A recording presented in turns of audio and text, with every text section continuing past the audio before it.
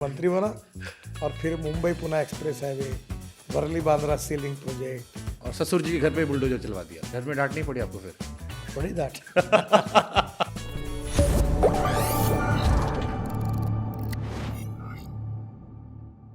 एक पावर है और दूसरा एपीडब्ल्यूडी है। उस समय एनरॉन का झमेला चल रहा था बहुत, एनरॉन को कैंसिल करना, ये करना।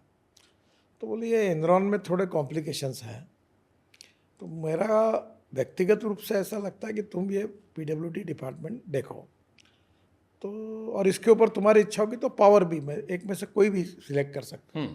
तो मैंने कहा ये आप जैसा कह रहे हैं, मुझे पीडब्ल्यूडी दो। ना मैं इंजीनियर हूँ, ना मुझे ब्रिजेस टनल रोड के बारे में कुछ समझता है, ना कुछ आता है। वैसे मैं वनडे क्रिकेट ज़्यादा मंत्री बना और फिर Mumbai Pune express highway, Worli Bandra sea link project, 55 flyover, ये करने का सौभाग्य मिला। पब्लिक से पैसा खड़ा किया। और ससुर जी के घर पे बुलडोजर चलवा दिया। नहीं, वो तो मैं आज भी इस मत का हूँ। मैं बोलता हूँ कि जो लाइन मारो, जो आए बीच में, बीजेपी आए, कांग्रेस आए, हिंदू है, मुसलमान आए, कोई भी आए, तोड़ डालो। घर में डांट नहीं पड़ी आपको फिर? बड़ी डांट। मैंने कहा कि भाई आप पहले बताते तो हम ही तोड़ देते, आपने तोड़ने की क्या जरूरत थी, ऐसा होता है। But that's how Nitin Gadkari sir is, और इसीलिए शायद आपको सत्ता पक्ष और विपक्ष दोनों में लोग पसंद करते हैं।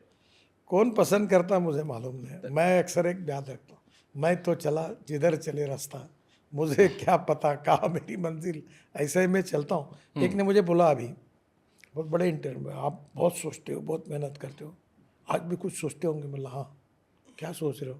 बोला आज रात को कौन से होटल में खाना खाना और क्या खाना, यही मेरा सोचने का विषय रहता है, बाकी कोई सोचता नहीं। अभी भी समोसे खाते हैं आप? हाँ बिल्कुल खाता हूँ। पोहा तो खिलवाया आपके यहाँ लोगों ने हमें। हम समोसे खाते हैं, समोसे का सूप बनाने लगे, संतरे का सूप बनता है, हमारे यहाँ 4 शेफ है, और मैं अलग अलग चीज़ें खाता हूँ रोज़, मुझे नई चीज़ चाहिए। आज सुबह ब्रेड पकौड़ा खाया था। आपको भी डॉक्टर रमाकांत आज पांडा से आपको मिलना बता चाहिए दो, फिर। आज मैंने पूरन जो होता है ना, पूरन पोड़ी, पूरन नागपुर से लाया था कल, और आज एक घी आया। वो घी इस ऐसे गाय का था कि जो काजू किशमिश पिस्ता और खजूर खाती थी, वो घी में डुबा डुबा के मैंने आज, मैं डायबिटिक हूँ पर आज मैंने पूरन पोड़ी खाई। नहीं, आपके मुंबई के एक डॉक्टर हैं, डॉक्टर रमाकांत पांडा, हार्ट, जिन्होंने लालू जी का, मनमोहन जी का, हमने उनका पॉडकास्ट के बहुत डरा दिया, सबने छोड़ दिया हमने। मुझे लगता है आपको ही मिलवाना पड़ेगा मुझे उनसे। नहीं, मैं उनको मिला हूँ।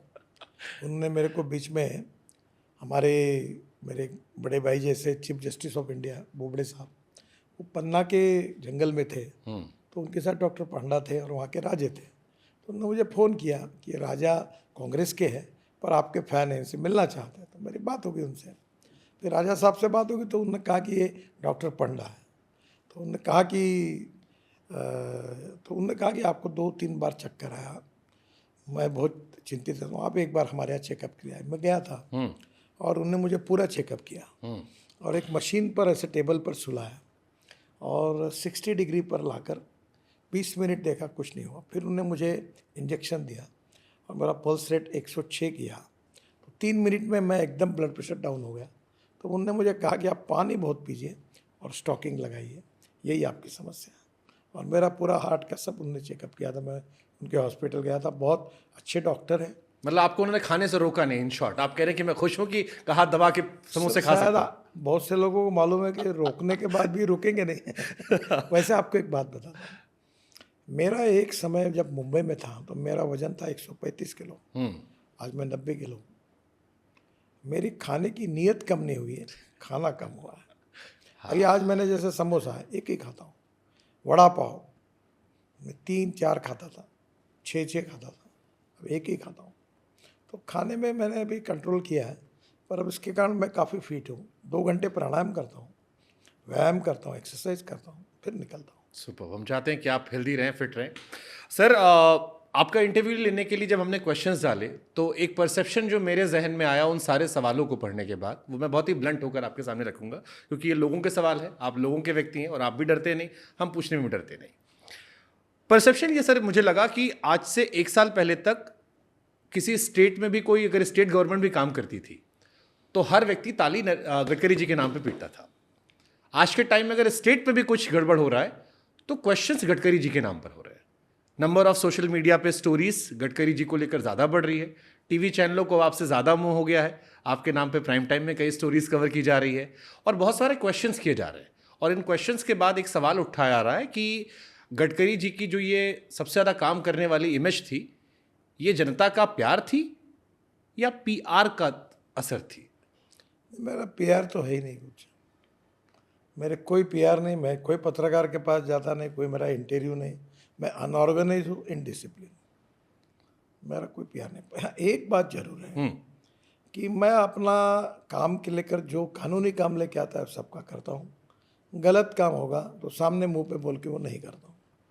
और मैं अक्सर एक बात याद रखता हूँ जो मैं मेरे घर पे लिखी हुई है, मनसा सततम स्मरणीयम वचसा सततम वदनीयम लोकहितम मम करणीयम। जो बात मैंने आपके कही कि politics is the instrument of socio economic reform, ये केवल बोलने के लिए और कहने के लिए नहीं, मैंने अपने जीवन पद्धति में उसका अनुकरण करता हूँ।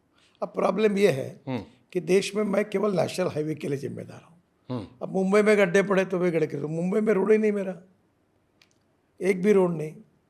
अब ये state highway, district highway, village road, तो लोगों को लगता है रोड बना है तो गडकरी ने, बिगड़ा तो गडकरी ने। दूसरी बात, जब बरसात ज़्यादा होती है तो उन दिनों में कुछ गड्ढे पड़ते हैं, हमारी कुछ कमियाँ होगी उसको हम सुधारेंगे। आज हमने काफ़ी उसके लिए किया है।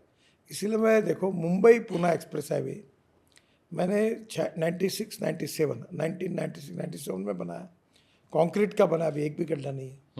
नागपुर शहर में कंक्रीट के रोड बनाए, बिल्कुल गड्ढा नहीं है। अब वो क्या हुआ कि जब कंक्रीट के रोड बने तो नागपुर के कुछ लोगों ने कहा देखो ये रोड के कंक्रीट बने तो पानी ज़मीन में नहीं जाता और इसलिए पानी अटक रहा है और इसलिए बाढ़ आ रही है। तो अब ये तो कोई लेना नहीं, इस साल नहीं आई बाढ़, क्योंकि बेसिकली बाढ़ के कारण था कि नाले छोटे हो गए थे, लोगों ने अतिक्रमण किया था, कचरा साफ नहीं किया था।